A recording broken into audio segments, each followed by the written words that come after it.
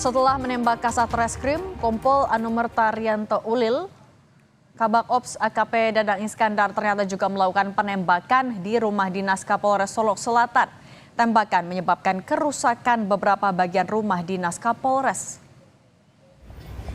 Dari hasil penyelidikan sementara polisi, diketahui fakta bahwa Kabak Ops AKP Dadang Iskandar juga melakukan aksi koboi di rumah Kapolres Solok Selatan. 7 tembakan yang diarahkan ke rumah Kapolres menyebabkan kerusakan di beberapa kaca rumah Kapolres. Tidak ada korban jiwa akibat tembakan tersebut, namun sejumlah bagian di rumah dinas Kapolres Solok Selatan mengalami rusak. Berdasarkan hasil olah TKP tim kami Inavis di lokasi penembakan, betul ada 2, kita temukan selongsong dan proyektil di sana. Kemudian 6 proyektil, 6 selongsong kita temukan di sekitar rumah dinas Kapolres. Saat ini kita juga masih terus melakukan olah TKP lanjutan. Kapolri Jenderal Polisi Listio Sigit Prabowo memberikan penghargaan kepada AKP Rianto Ulil Ansar. Rianto sebelumnya menjabat Kasat Reskrim Polres Solok Selatan dengan pangkat Ajun Komisaris Polisi, naik pangkat Anumerta 1 tingkat jadi Komisaris Polisi.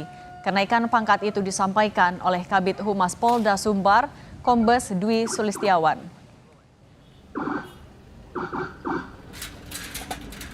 Jadi Bapak Kapolri telah memberikan penghargaan berupa kenaikan pangkat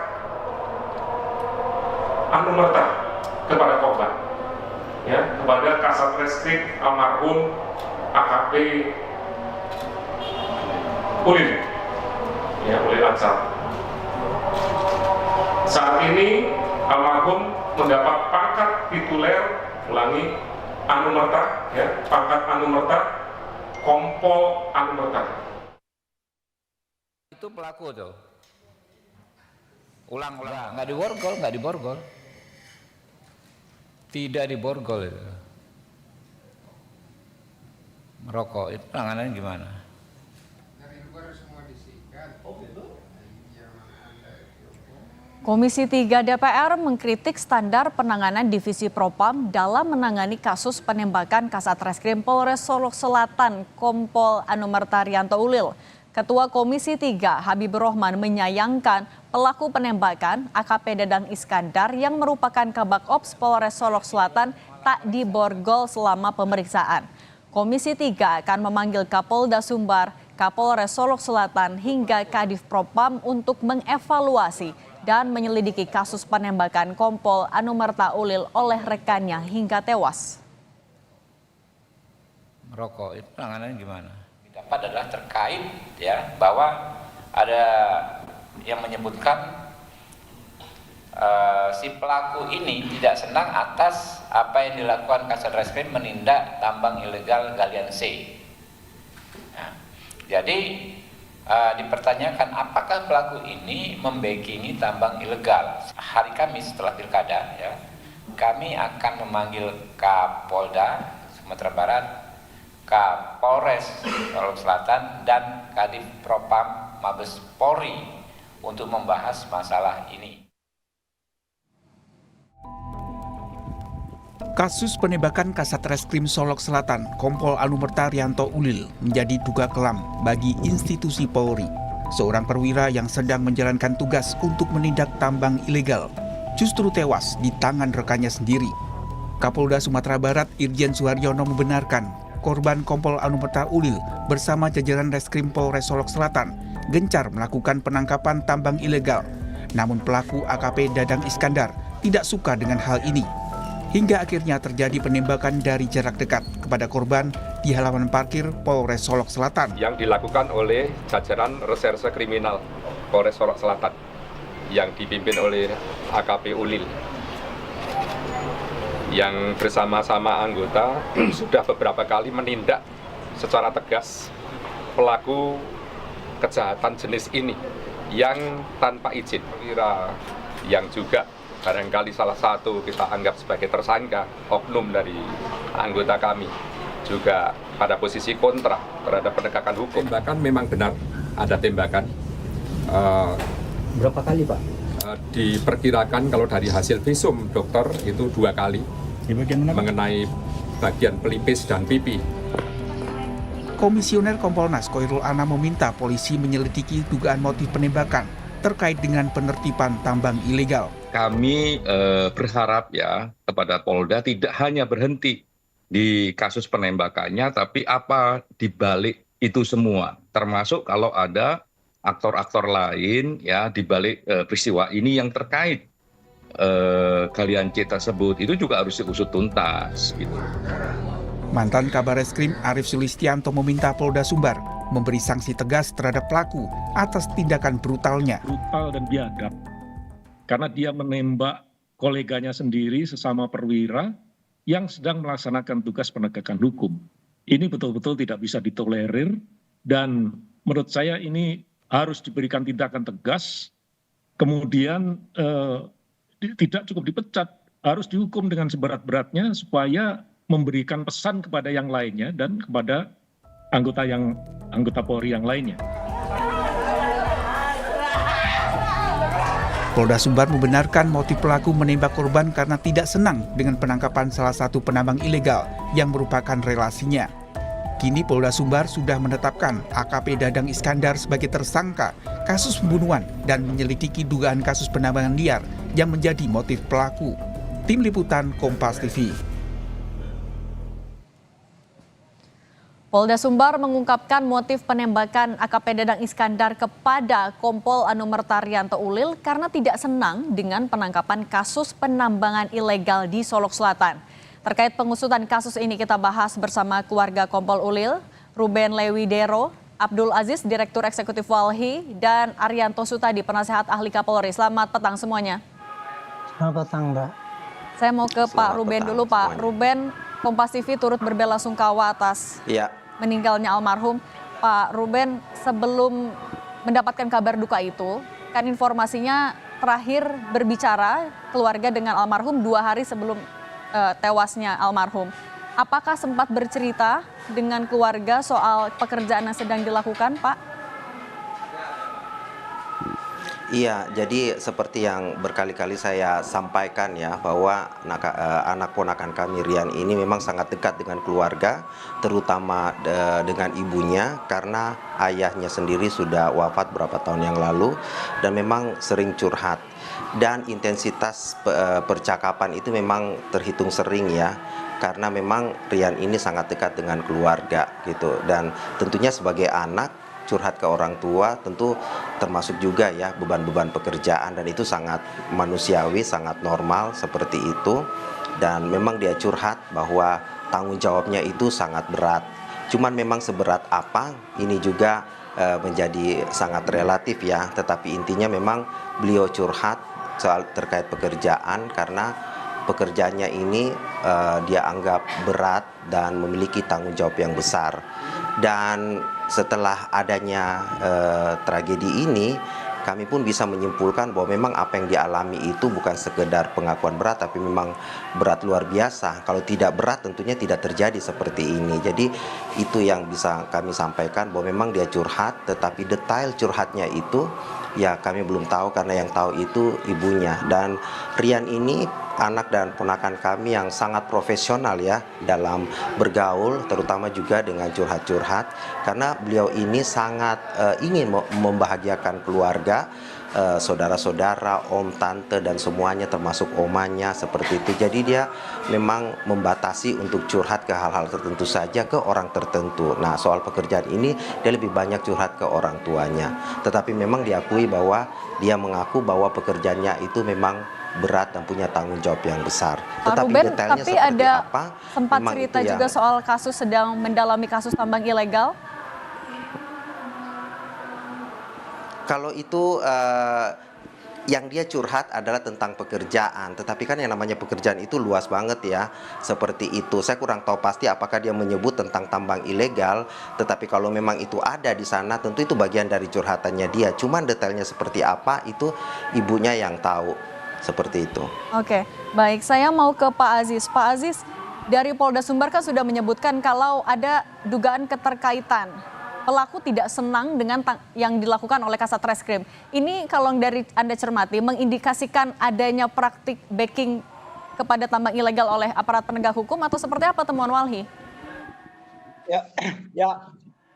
Walhi, yang pertama Walhi turut berduka cita dulu ya terkait wafatnya saudara AKBP Ulil yang sedang menjalankan tugasnya dan beliau orang baik untuk menegakkan hukum di wilayah hukum Solok Selatan khususnya.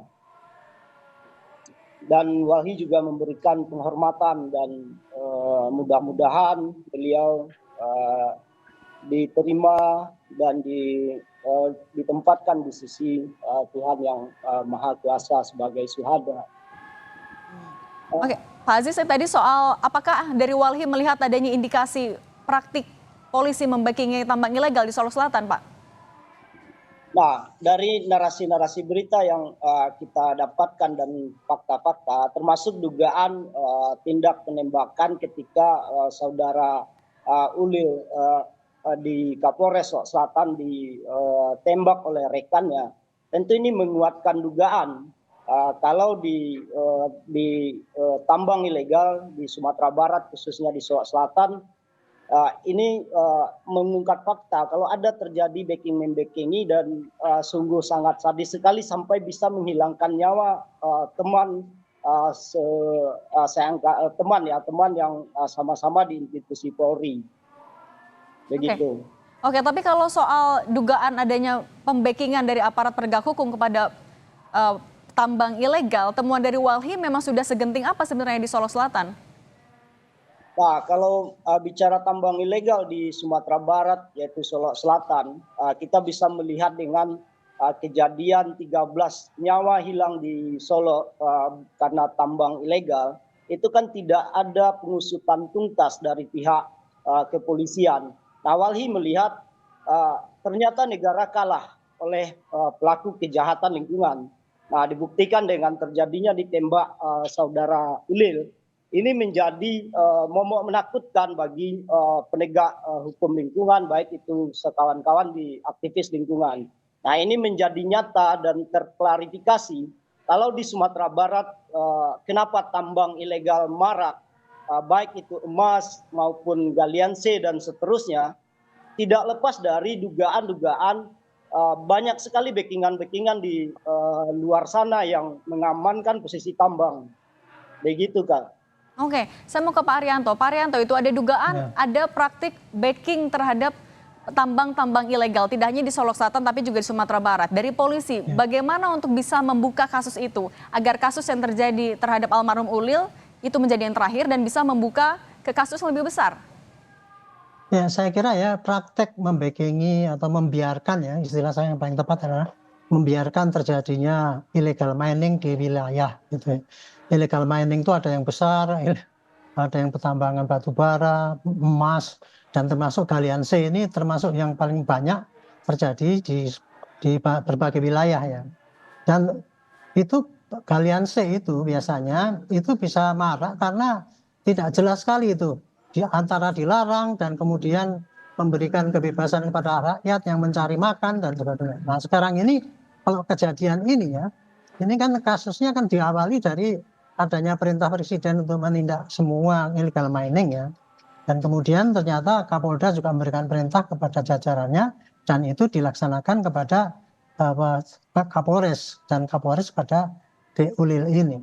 Yang saya herankan adalah di sini ada kalau membackingi ataupun membiarkan itu tuh hampir banyak ya kejadian itu di semua wilayah itu selama itu tidak ditekankan untuk tidak diberantas biasanya itu terbiarkan.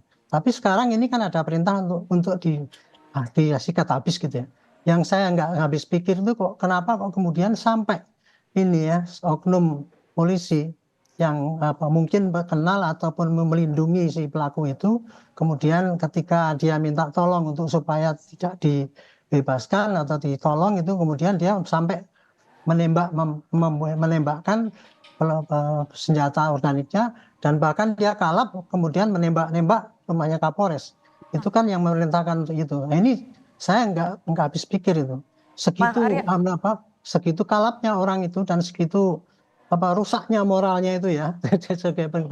Sebagai penegak hukum kok kalau membackingi aja itu kan sudah salah ya. Kemudian kalau ketika ditindak bukannya dia tuh berhenti dan malu minta maaf, tapi kok dia malah menunjukkan kebrutalannya itu. Nah, Pak ini Arianto, suatu pelajaran bagi polisi ya. Nah, Pak Arianto, tapi bisa melihat polisi menembak polisi ini kan artinya juga bisa jadi kekhawatiran bagaimana dengan nasib warga di sekitarnya. Kalau melihat dari apa yang dilakukan oleh pelaku, menurut Anda ini dilakukan sendiri oleh pelaku atau kemungkinan dia juga punya rekan-rekan lainnya?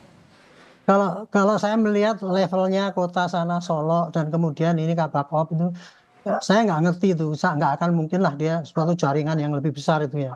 Seorang Kabakop di Solo itu sudah merupakan suatu pejabat yang lumayan di situ. Itu jadi dia tidak memerlukan jaringan kalau untuk dia mau melindungi illegal mining galian C itu. Jadi saya pikir ini hanya oknum saja yang berbuat gitu ya. Dan sekarang bukannya saya pikir tidak perlu itu ditakuti bahwa itu illegal mining segitu dahsyatnya mempengaruhi. Ini hanya satu oknum ya. Oknum yang menurut saya oknum yang sudah tidak punya kendali untuk moral untuk menegakkan hukum yang baik. Ini oknum ini tinggal 1 tahun dinas loh ya. Tinggal 1 tahun dinas. Jadi logikanya kan dia kan tidak akan mungkin lah sombong sekali gitu ya, mempunyai kewenangan, mempunyai kekuatan untuk melakukan tindakan yang salah gitu. Dan menurut saya ini suatu kesempatan baik bagi polisi ya. Tindak tegas itu ya dengan pasal yang berlapis-lapis kepada oknum ini. Jadi bukan hanya etika, tapi juga kemudian illegal mining, termasuk gratifikasinya juga di dalam menerima upah, menerima imbalan mungkin ya kepada kasus illegal mining itu. Oke, jaringan dan juga gratifikasi. Saya mau balik lagi ke Pak Aziz. Pak Aziz, kalau dari temuan Walhi, untuk kasus seperti ini sudah sebesar apa sih di Solok Selatan? Kalau menurut Anda sendiri, bagaimana polisi bisa membongkar ini dengan jelas? Sebenarnya kalau untuk kasus di illegal mining atau tambang ilegal di Solok Selatan dan Sumbar, ini barang yang sangat terbuka sekali untuk kita lihat. Jadi tidak terlalu sulit kita menemukan bagaimana tambang-tambang ilegal di Sumatera Barat itu ada yang di pinggir jalan nasional. Itu bisa saja misalnya orang lewat tahu dia, oh ini ternyata ada tambang ilegal.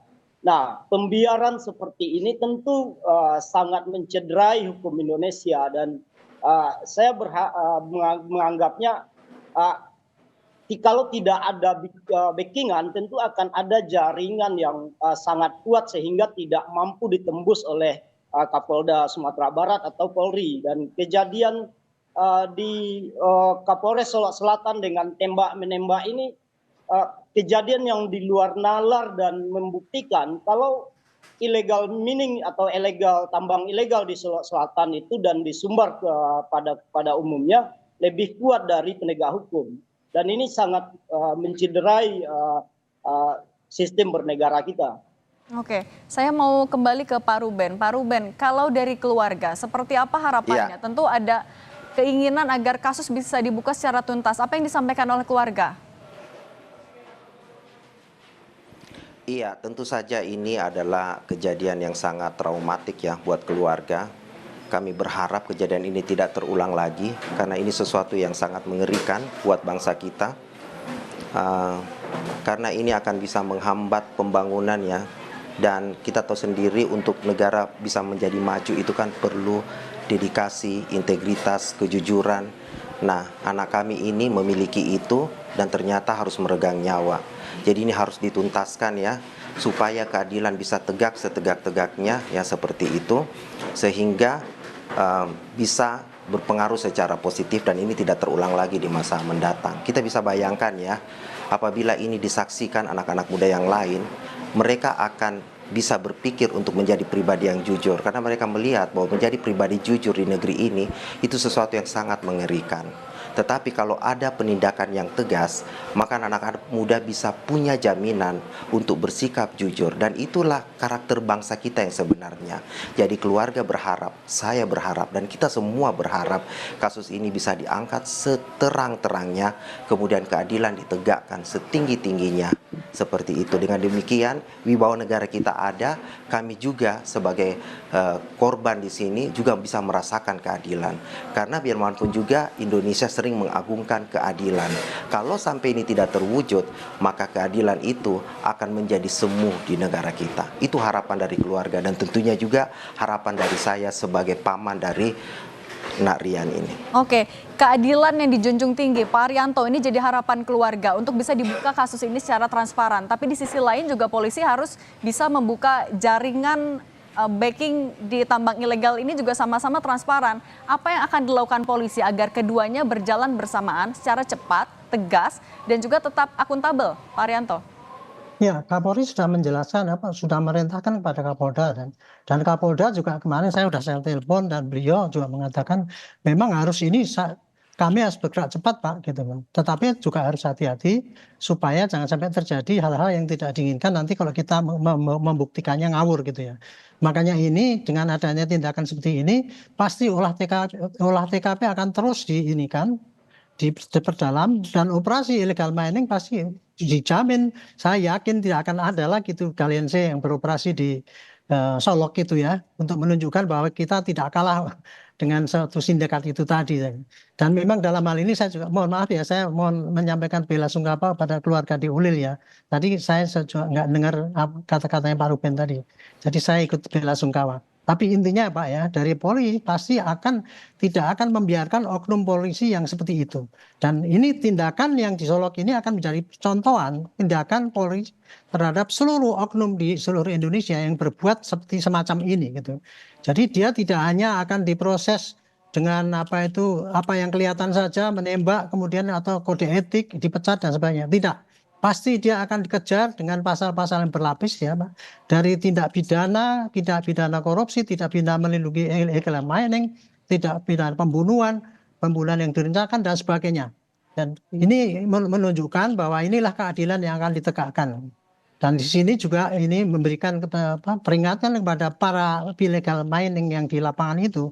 Karena biasanya ya pelaku yang di lapangan itu kan rakyat kecil ya. Dia merasa itu ditindas oleh polisi, kebanyakan begitu. Tetapi para yang membiayai itulah yang kemudian dia membuat jaringan pada polisi supaya dilindungi. Tapi kalau rakyat kecil yang di lapangan itu, dia hanya pekerja dan apabila ditindak seperti ini biasanya mereka juga protes. Ini dengan kasus ini mudah-mudahan rakyat juga bisa menerima ya.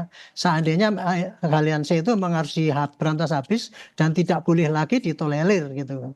Jadi kira-kira begitu. Ini satu peristiwa ini mengandung makna yang sangat besar sekali untuk bersih-bersih kita polisi, bersih-bersih masyarakat, bersih-bersih negara ini. Oke, momen bersih-bersih. Terima kasih Pak Haryanto Sutadi, Penasehat Ahli Kapolri, Pak Abdul Aziz, Direktur Eksekutif Walhi, dan Pak Ruben Lewidero, keluarga dari almarhum. Terima kasih semuanya. Sehat selalu.